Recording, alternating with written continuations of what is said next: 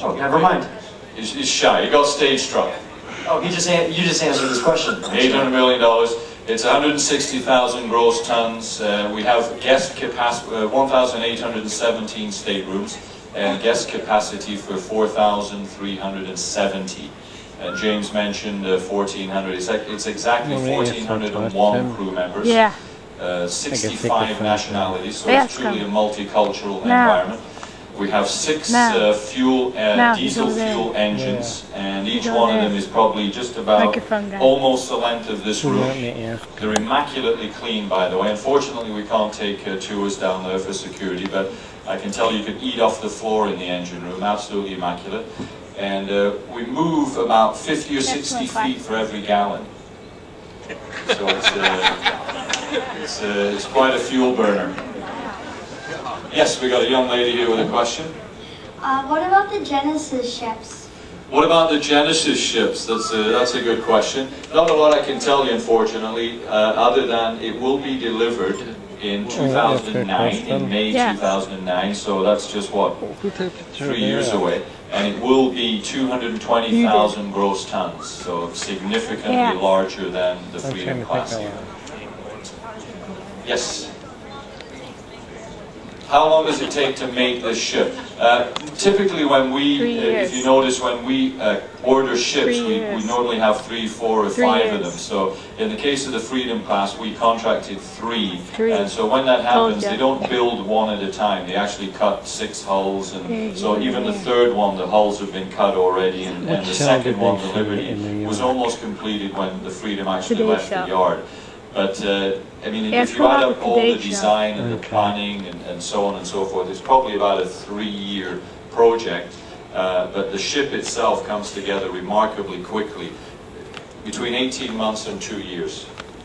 So the shipyard is in Turku in Finland, and they have several hundred years of shipbuilding experience. So these ships come together remarkably quickly. So, young lady. Oh, yes, sorry. How many stabilizers does this ship have? Stabilizers, we have 2, just in midship, and they're about the size of a great white whale. Huge. We have 3 azipods at the back, by the way, in terms of propulsion. 2 of them rotate 360 degrees, so the ship can turn in its own radius. And very unlike a traditional propeller.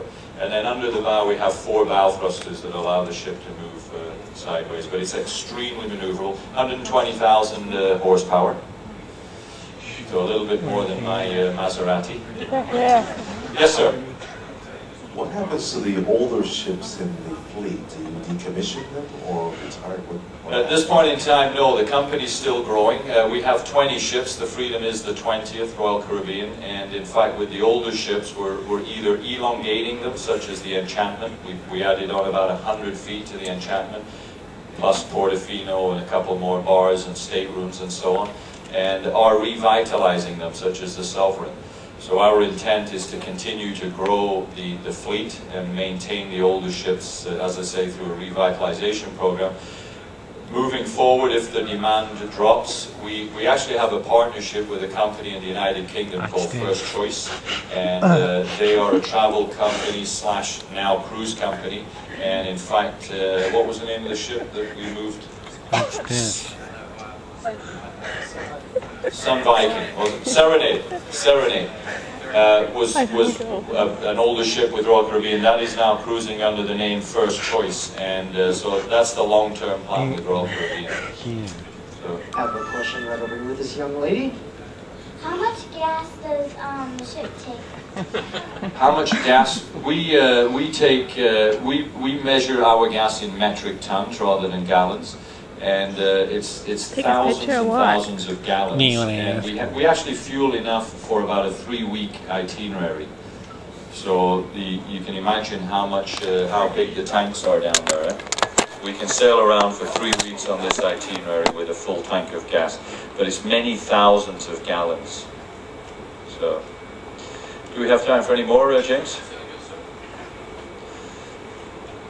Hey, how are you? Excellent, thank you. How are you doing? Real good. When you were in New York, how'd you like the television show there? Oh, it's great. I mean, the Freedom gathered. We had 6 weeks of inaugural cruises throughout Europe and New York, and so first ship in its class, biggest cruise ship in the world. We had fantastic media attention. So, yeah, the Freedom was a global news for 6 weeks at least. There. Wonderful. Good question.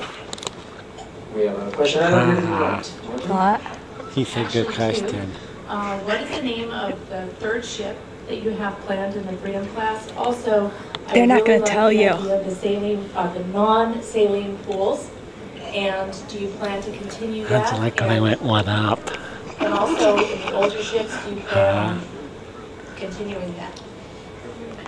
They can't tell you the third The saltwater. class. Oh yeah, for sure. Freshwater pool. Yeah, tell this you is the the third first one. ship in the fleet Mama, that you want to has ask a freshwater. question? We tried that actually on a previous ship that I was on. We tried Mama. to convert from salt to fresh. They said and good question. The experiment Why? failed miserably for a variety of reasons, but That's a certainly with the stupid newer ships we'll come out with. One of the big challenges with freshwater versus saltwater, by the way, is actually the production.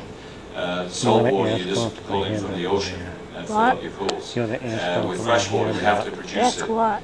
on board, and we can only produce I don't have water any when we're at questions. sea. And you know, we produce enough water for Miami, but it's massive consumption, massive cost as well to do that. So the newer ships for sure will have fresh water. And to answer your question about did you not come to the Crown and Anchor party on Tuesday night? Because I did divulge the name of that third Freedom class. Something of the seas. And it's going to be something of the seas. No, it's unnamed as of yet. The next one is Liberty, and then beyond that it's unnamed. But that will be publicized very soon, I'm sure. I think we have time for one more question. I really like these larger ships, but are there any plans for smaller ships that can get into smaller ports? I think that's very much part of the company's strategy as well. I think we will continue to build smaller ships as well that do exactly that. They're a little bit more maneuverable. They can fit through the Panama Canal, things like that. The Voyager class and the Freedom class, for example, cannot fit through the Panama. And that, of course, limits our Why do they want ability smaller? to move the ships around. Because So it's certainly less, the company's strategy people. is to build smaller ships as well. Another great question. So, ladies and gentlemen, I think Keep that's in mind just with the about great time. And I just want to thank you all on behalf of the captain, senior officers, and all the wonderful crew that we have on board the Freedom of the Seas. third ship's Thanks for unnamed. choosing Something Royal of the Caribbean again. We sincerely appreciate your loyalty, very much so. And we want to continue you cruising with us, but thank you for cruising on the Freedom. And we certainly look forward to seeing you back many more times in the future. Ladies and gentlemen, thank you all. Thank you.